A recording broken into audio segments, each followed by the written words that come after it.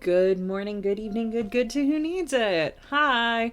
So, this month I did Mutation March, and I always say I'm going to do it and I never do.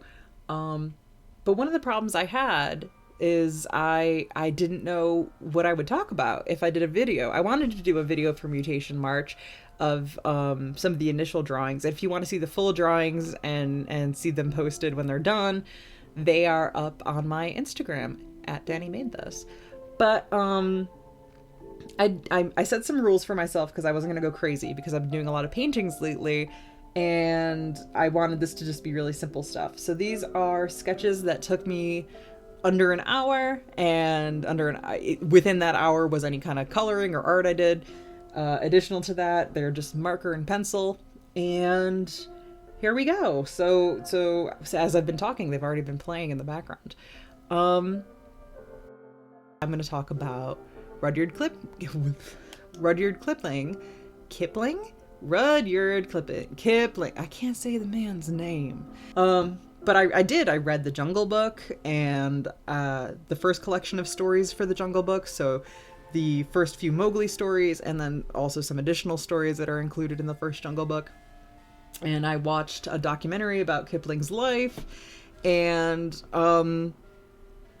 part of what I wanted to investigate there, and part of what I thought I could talk about was, I don't know. I don't know how I feel about Kipling as a person. I'm fascinated by him as a writer because I really, really do like his verse. And I feel like a lot of people like his verse. He was a very, very good poet.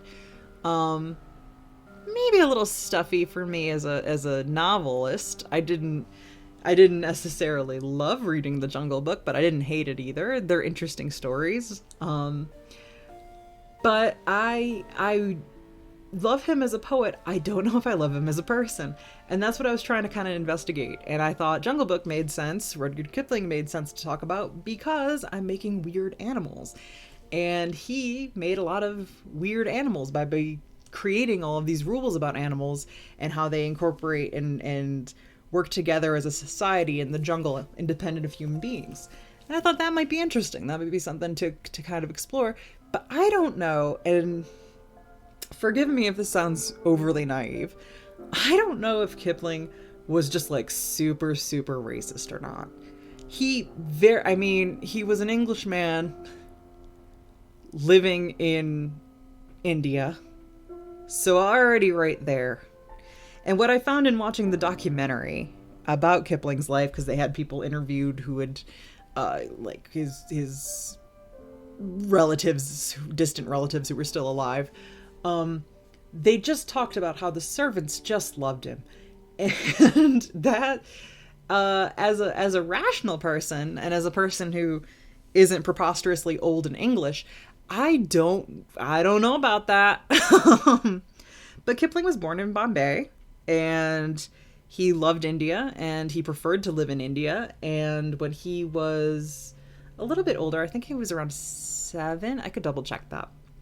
But when he was about school aged, his family just kind of sent him back to England to go to school, and they more or less abandoned him. They didn't explain that he was going back to England and they weren't. They didn't, they technically went on holiday to England and just left him there with no warning at a boarding house where the headmistress was very physically and emotionally abusive toward him.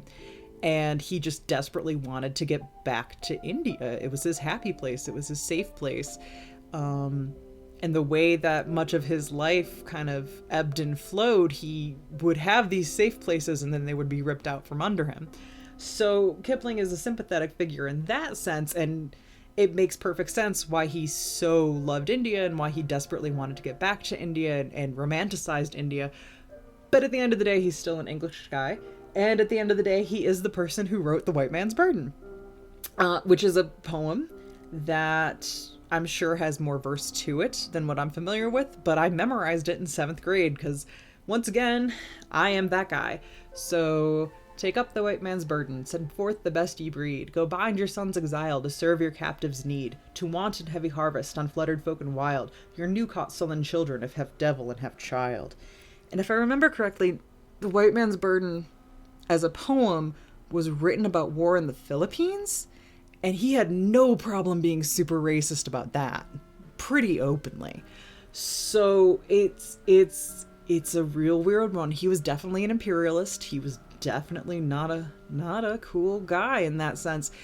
And like, ironically, so like his son John died in war, and prior to that he had been like driving him around, showing him off, trying to like pass him on to a recruiter, because for whatever reason they wouldn't take John initially. And like, he was very, very pro-war, he was war hawkish. And then his son died in war, and he didn't seem to, you know, he wrote some very moving poems about the promises of our fathers that fall limp. And he actually wrote that from the perspective of his son who had died, because he had so encouraged him to pursue this military career at a time of a lot of chaotic wars. But he, as someone who was such an imperialist, I don't know that he would have eventually had, you know, regrets about that or not, if his kid hadn't died in the process. But so in reading the Jungle Book and talking about his short stories that were collected into the Jungle Book, and then there's a second Jungle Book as well that was short stories. All of these are stories that take place in India, and it was based on areas and places that he had been, and he knew. He did go back to India after his abuse was parlayed to his family. They did take him back into India, and he was able to continue living in Bombay, but he was always kind of little junked up in the head after that. He wrote the Jungle Book, and he wrote those stories as a way of clinging back onto a childhood that had kind of been ripped out from under him, and he never could fully re-engage with. His only way to re-engage with it was stories. And the hierarchies he created of the animals, and how the animals interact, and how the animals, you know, speak to one another, it's very fascinating to see that, and then to compare that to like what Disney took off of it. So like, you know, obviously the wolves are, I think, almost entirely written out of the Disney Jungle Book. The Disney Jungle Book doesn't have them. Mowgli was, you know, vouched for and raised by the wolves, that the wolves were his brothers and sisters. It focuses more on Baloo and Bagheera, who also vouch for him, and it takes away how incredibly kind of savage Mowgli is. Mowgli is very imperialist himself. Mowgli thinks that he can come in and take over the jungle and become king of the jungle in his own way. There's no reason why he shouldn't be able to, you know, kind of live as a part of this culture that it's so clearly not his, because he is a human and everyone else is an animal. Which is a kind of wild statement about Kipling. He thought that he should be able to come in and make things his own, and that was the way of it. And that he was, you know, all the more tenacious and interesting as a protagonist for it.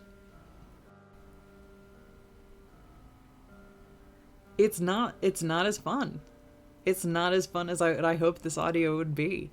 It's kind of dreary, because it's so self-serving for Kipling, and it doesn't really get at how cool it could have been as a commentary. But that was just my way of tying in some writing and some history into this video and what I was planning to do with it. This is actually really cool. This is actually really exciting and fun. I love experimental art like this, and I wish I did more of it. I wish that I was able to spend more time on each one of these drawings and actually like do a full piece instead of a quick sketch and a quick coloring. I didn't really spend too much time planning any of the sketches or the drawings. It just kind of is whatever popped into my head as I was doing it. I did a lot of these while I was retaking some trainings online, and I was listening to the training and just kind of keeping my hands busy. So I will tell you my favorite. I'm a big fan of the camel. I'm a big fan of my melting turkey. I'm bummed because my worm-ridden deer, my musk deer, he's a lot cooler in person. Like, I don't think you guys can get what he looked like in here. I like my... I mean, of course, I like my mud skipper. He's beautiful, beautiful baby boy. I think my Komodo dragon started off as like a Don Draper thing and turned somehow violently into just like a dude who has a ska band. There's nothing weird about my hornbill. My hornbill is just a guy. Oh yeah, the tooth rhino. I really like the tooth rhino. Oh man, tooth rhino is really good. Tooth rhino is really good. That's the kind of stuff I wanted to draw. You know what? I'm a big fan of the strawberry seals. They're very cute. They're silly and easy and cute. That was part of doing this. All of them are silly and easy, and I did them quickly, and it wasn't too much thought into it, but it was with love. Enough love that I then went on to watch a thing about Rudyard Kipling so that I would have something cool to talk about in the background, and then I found out he's really not that cool. But what I can do, what I can kind of do to wrap things up is I can read you a poem by Kipling. So if you can keep your head when all about you are losing theirs and blaming it on you, if you can trust yourself when all men doubt you, but make allowance for their doubting too. If you can wait and not be tired by waiting or being lied about, don't deal in lies, or being hated, don't give way to hating, and yet don't look too good, nor talk too wise. If you can dream and not make dreams your master, if you can think and not make thoughts your aim, if you can meet with triumph and disaster and treat those two impostors just the same, if you can bear to hear the truth you've spoken, twisted by knaves to make a trap for fools, or watch the things you gave your life to broken, and stoop and build them up with worn-out tools. If you can make one heap of all your winnings and risk it on one turn of pitch and toss, and lose and start again at your beginnings, and never breathe a word about your loss. If you can force your heart and nerve and sinew to serve your turn long after they are gone, and so hold on when there is nothing in you except the will which says to them, hold on.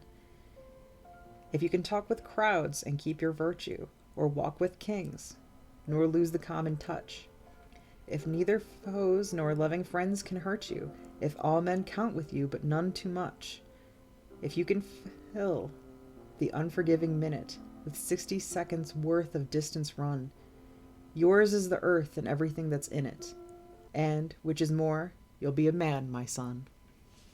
For more information on this topic, sources, and other content, please look at the associated blog post on aliactus.com. That's aliactast.com. The blog updates with weekly book reviews and essays on Saturdays.